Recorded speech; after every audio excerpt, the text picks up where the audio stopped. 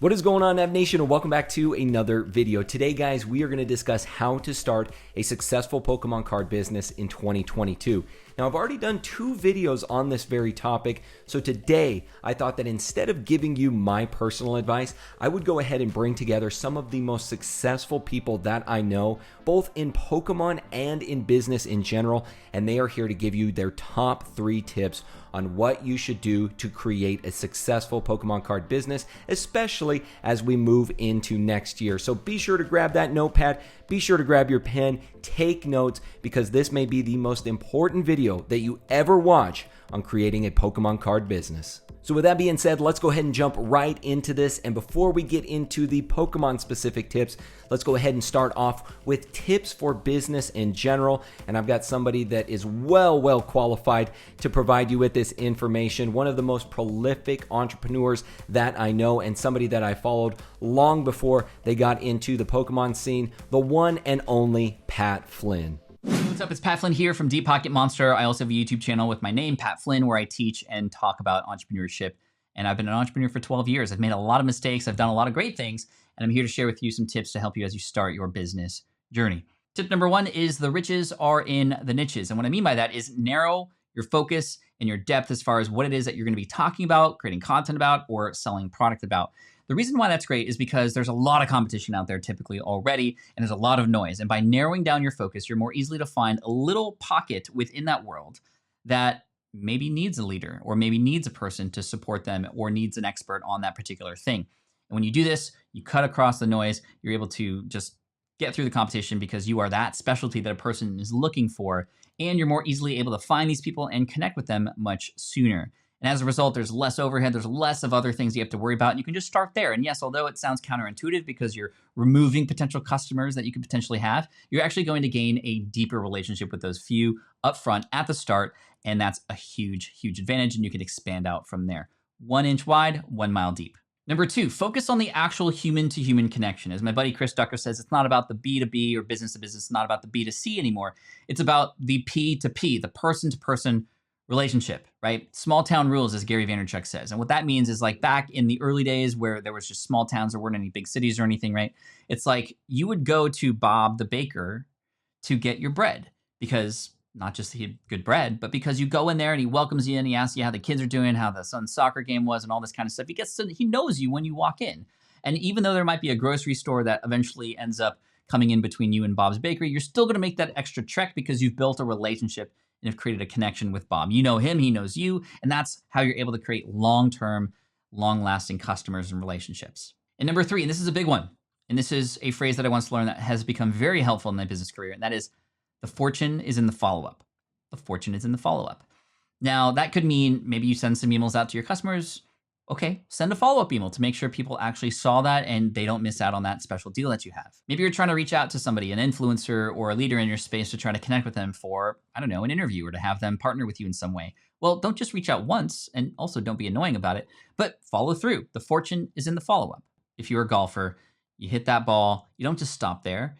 Your aim is going to be off unless you follow through and complete that stroke. So with whatever you end up doing, with whatever you choose to serve your audience with, follow through all the way. Make it happen, listen to your customers, make connections, and stay niched down to start, so it'll be a lot easier for you in the beginning. Good luck to you. Thanks. Great advice, as always, from the one and only Pat Flynn. As he said, guys, in the beginning, it's so important to niche down.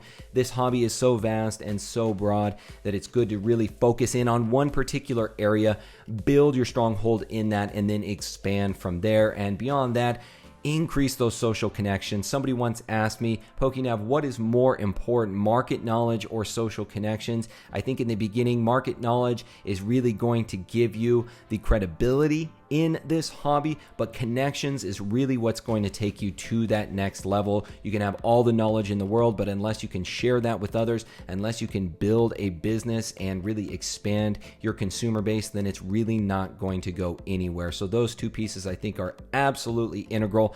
And obviously Pat Flynn, well versed in all of these, in all of the various businesses that he's created over the years. Our next top tips come from the OG Pokemon card business owner. He has been doing this for so long and has built an absolute empire and dynasty for himself in the Pokemon card hobby. The granddaddy of them all, TCA Gaming. Hey man, so thanks for inviting me to give a little bit of advice about having a successful business, especially in Pokemon. First thing I want to talk about is grinding it out. You definitely have to get up every day. You got to work hard at it. You know, even now when I've got money coming in from many different revenues, I mean, it took years and years and years to get to that point. Every morning, you know, I get up and I'm answering questions, I'm listing stuff. Now I'm scanning products instead of taking pictures. It takes a lot. I mean, every day you got to be on it, and you know, every day that you're not is one day less that, you know, you're progressing in your business. The next thing is, you know, if you have something to do on your list, you don't wait. Do it right then. The only things that I put off really are like when people ask for pictures in the morning, but you know, as soon as I'm done with shipments, you know, I go straight into that. But if you have something on your list to do, go ahead, knock it out. Your day's gonna go a lot better. It's gonna flow a lot better, and your customers are really gonna appreciate it more when you are on top of your game and you're responding very fast. Think about it when you send a seller a message and you need that message back quickly. You know, you can't always be online, that kind of stuff. But if you have a set, you know, window of time frame that you're gonna work from, say 8 to 5, you get questions in there. You know, you make sure you answer right then and there, as long as you can. You know, of course you can't always. And then the last thing that I want to encourage you guys to do is to live. Don't forget why you're wanting to do, you're pursuing a business in selling Pokemon.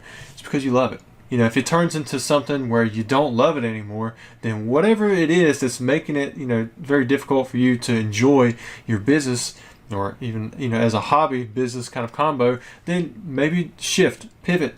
I've had several things that I've started up with Pokemon that I didn't like, and I've had to pivot away from it. And you know, once I did that, it opens up bigger and better doors for you, because you've learned through that process as well. But I hope you guys are very successful, and I hope PokeNE has a lot more good information coming to you guys. Thanks.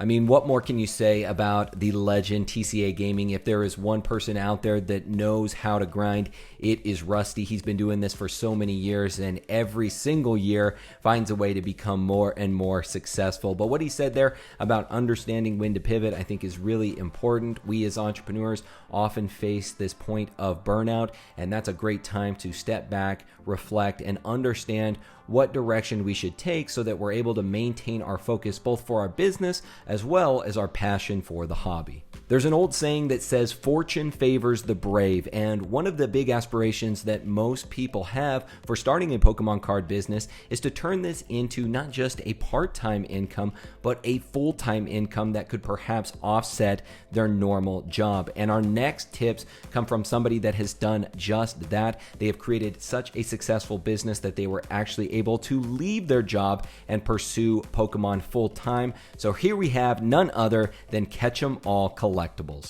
Hey everyone, KetchumAllCollectibles here with a quick video on my top 3 tips for starting a Pokemon business in 2022. A little bit of background on myself. I actually do this full time. I quit my job to start doing Pokemon full time back in July of 2021 after several years doing it on the side. So these 3 pieces of advice are things that I follow myself. Number 1, consult professionals early and often in setting up the business and in doing all the required filings. Find someone local to you. Taxes, things of that nature are very region specific. So having a paid professional local to you who does this full time, keeps up on all the intricacies of the law, be a very great investment, and they'll save you more than you pay them if you find the right people. Number 2, fully separate a distinct line between personal and business. So a lot of people tend to start buying inventory with personal bank accounts and or credit cards, have everything business credit card, business bank account, just to again solidify that distinction and make everything a lot easier when it comes to tax filing time. And then number 3 is a bit more of a different kind of advice, but it's something that I've run into in my years conducting business. Pokemon is massive. There's a lot of great deals out there. Be careful buying every great deal. Make sure you keep enough capital on hand for the once-in-a-lifetime deals. Sometimes what feels like a once-in-a-lifetime deal, you'll find comes up once or twice a year, maybe once every few years, but having liquidity ready to pounce on a deal can really help you a lot, because making one big deal can can be huge to your bottom line. So those are my 3 pieces of advice. Thanks for watching. Such a truly inspirational story of Dan from KetchumAllCollectibles. I love what he said there about consult the pros in the beginning, the old timers that have been there, done that, and already made these mistakes. Learn from them, and that'll really give you a leg up and a head start on creating a successful business. And have that capital ready, guys, for those game-changing deals, because one big deal could really be far more beneficial to your business than 1,000 mediocre deals. Next up, we have a woman who has paved the way for other aspiring female Pokemon card business owners, and she has absolutely crushed it in the year of 2021. Coming to us from across the pond, the one and only PokiChloe. Hi everyone, and a big shout out to PokeNE for asking me to give off my 3 top tips for starting a Pokemon business in 2022. So recently this year I have quit my full-time job to start my own Pokemon business. I have a website, YouTube, etc. And Nav wanted me to tell you guys what my top 3 best tips would be. So number 1 is consistency. Being consistent, no matter what area it's in, is so important, because the more consistent you are, people start to notice it. They will start coming back to you if they are impressed with the way you run things, and if everything is uniform and everything is the same every single time. Whether that's packaging your items, whether that's the way you post on social media, if you have a schedule with videos, etc. Consistency is key, and it's taken me a long time, a lot of trial and error, but once you get into the swing of things and you get into your own rhythm, I feel like you start to know what works for you and what doesn't. Number 2 would be hard work. I know that's a really obvious thing, but putting in the time and the hours. Sometimes you don't feel like doing it. Sometimes you wake up and you've got so much to do and you just think you don't know where to start. But again, getting yourself into a good routine, working out what needs doing, when needs doing, and just putting in that time and effort, it will pay off further down the line and you will start to reap those benefits. And then number 3 is enjoy what you do. I feel like if you don't enjoy it, it will start to show, and then everyone else will be like, well, if she or he's not enjoying it, why are we going to enjoy it and get involved in their business and buy products from them, etc. So enjoy what you do. I know it's hard to always enjoy work, but I feel like with your own business you can make it what you want it to be, and that way it's much more easier to enjoy. I enjoy what I do every day. Yes, it's hard work. Yes, sometimes the hours are long, you know, packaging things up, etc. But it's all part of it. And like I said, you're consistent, you're hardworking, you're enjoying it, and at the end, it really, really will pay off. So best of luck to any of you who are starting your own Pokemon business next year. And if you do, definitely let me know on Instagram or YouTube, because I'd love to check out your pages. But yeah, big shout out to PokeNE. Thank you for asking me to be a part of this, and I'll see you guys soon. Such great pieces of advice from PokiChloe, and I think all 3 of those really fall in line with each other. Consistency really is key. As an entrepreneur, your time management skills and being able to allocate all of your responsibilities is so important, and there's no exception to hard work. There's a phrase that says that we as entrepreneurs, we work 60 hours so that we don't have to work 40, and I think that maintaining that hard work lifestyle and understanding why you got into this so that you don't have to go back to that 9 to 5, and that you can step back and truly appreciate what you've done and what you've created. That's all a part of that hard work characteristic. And then finally, enjoy it. Enjoy what you're doing. And I think if you're doing all of these other things by staying consistent, putting in the hard work, managing your time, ultimately that is going to lend to your long-term enjoyment of your business and of the hobby. Next up, we have someone who has taken somewhat of a non-traditional approach to creating a Pokemon card business. They saw the oversaturation of people creating businesses around English products and decided instead to dive into Japanese cards and bring these products to the masses, and it has really paid off for them. They have done almost $1 million in sales over the course of 2021. So here we have my fellow Cornhusker from the great state of Nebraska, Brian from PokeNE.com. What's up, guys? Brian from PokeNE.com. We've sold nearly $1 million of Pokemon cards this year, and this is how we did it. Number 1, understand the difference between a following and a community. A following you can get overnight. You make a viral video on TikTok, you got 1 million followers. A community is taking those followers and building them up. So 1, make like 12 TikToks a day. talk about your business, but also talk about, your friends, family, pets, hobbies, interests, successes, failures. Get them to know you. And above and beyond that, you need to get your followers to get to know each other. Having fans and viewers is one thing, but having fans and viewers that talk to each other and interact with each other, that's what makes a community. I highly suggest Discord. It's basically your own personal social media. Just look it up. We gave complete creative control to our following. They added all sorts of stuff I would have never thought of. They added a cute pets section. They added favorite recipes. They added anime. They added all this stuff that has nothing to do with my business. And it's great because now they come there for an experience. We don't sell Pokemon cards. We sell an experience. We sell a community. The money, the business, that'll come later, but you need to build yourself up because, guys, anyone can sell Pokemon cards. You could go to eBay and find people selling Pokemon cards. If you want to separate this from a side hustle to a business, you got to do a lot extra than listing something on the internet. Last thing, you've got to be prepared to work your face off, and that might include some unhealthy habits. And a lot of people on YouTube don't have the nerve to tell you this because they're afraid of getting canceled. Guys, you're not going to sleep healthily. You're not going to eat healthily. You're not going to have healthy relationships, at least for a while you're getting your business started. It's not for the faint of heart. If you don't have the personality type to give up sleep and relationships and good food or whatever for a little while, then it might not be for you. Side hustles are awesome. You can retain most of your life and still make some money on the side. But if you want to sell $1 million of cards, it comes with sacrifices. For me, 110% worth it. I work 18 hours a day. I see friends and family at least once a week. But ultimately, I gave up a lot, and I'm loving every minute of it. So if that's your personality type, you're going to have a blast. But keep that in mind. Side hustle, one thing. Business, whole different thing. Guys, thank you so much for your time. Hopefully this is helpful advice.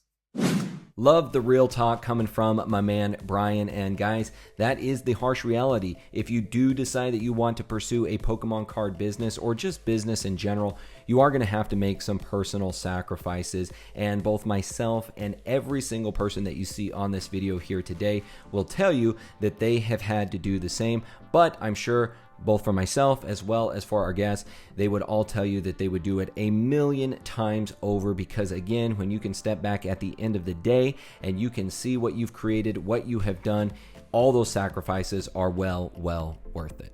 And our final tips for creating a successful Pokemon card business comes from one of the guys that has literally been there in the trenches from the very beginning. It's one of the most difficult businesses to run, both in Pokemon and just in business in general. And that is an owner of a local game store, a brick and mortar store. It's one thing to run a business out of your home or your apartment, and it is an entirely other venture to run that out of a brick and mortar store and have employees. And nobody can speak better to this than our man Mason from KetchumAllCollectibles Gaming. What's up, Nav Nation? Mason here from KetchumAllCollectibles Gaming. Nav reached out and wanted me to do a quick video about some quick tips about how to start a business and selling Pokemon. So this is it. So got 3 things real quick for you. The first tip I have is to start small. It is totally okay for you to take things out of your personal collection and sell things that way. If you want to do it online, or I know there's people that do stuff on Facebook Marketplace and make up like little mystery bundles and things like that. All that is a totally valid way to start your business. There may be 3,000 game stores around the country that deal in this type of product, but there's tens of thousands of people running perfectly successful businesses out of their houses doing this just completely on their own. Just a small time thing, not even a full time, just on the side. So if you do just want like a side hustle, this is not a bad place to start. And that leads me into tip number 2 is go ahead and start online. There is nothing wrong with going on and yeah, you lose a little bit to percentages, but selling things online just makes things so much more accessible. If you want to source things locally and meet up with people locally to buy, but you'll definitely have a quicker turnover and a lot wider audience if you go ahead and just sell online. Things like eBay, you can get on with TCG Player. Totally great ways to get your business started. And the last little tip I have is to find the part of the hobby that you enjoy and start your business based off of that. If you want to just do graded cards and do things with those, totally focus on that. If you want to buy collections and piece them out and do things like that, or send things off to grading, awesome, do that as well. If you deal your majority of the time in stuff that you genuinely enjoy, you're going to stay a lot more motivated. You're going to be a lot more excited to be working with that kind of stuff and listing things like that. And you're not going to be so prone to being burnt out if you're actually dealing with the part of the hobby that you genuinely enjoy. And I guess if you really want to look at it, it's really about just your time. If you want to make things worth your while, time is a resource, just like product is, just like money is. So your time is valuable, and you should be spending your time on things that you really enjoy and things that are going to be most profitable for your business. And I think you're going to find that those two things are very similar and always go together. So that's it. That's all I got. Just real quick. I appreciate you guys. Back to Nav. And as always, a big thank you to our good buddy Mason for coming through with some fantastic advice. As he said, guys, start small. This is a hobby where you don't have to put forth a ton of financial capital to get started. Unlike other business ventures, you don't have to create a huge corporation to get started. So start small, gain experience in this hobby. Start selling out of your home or your apartment. Start selling online.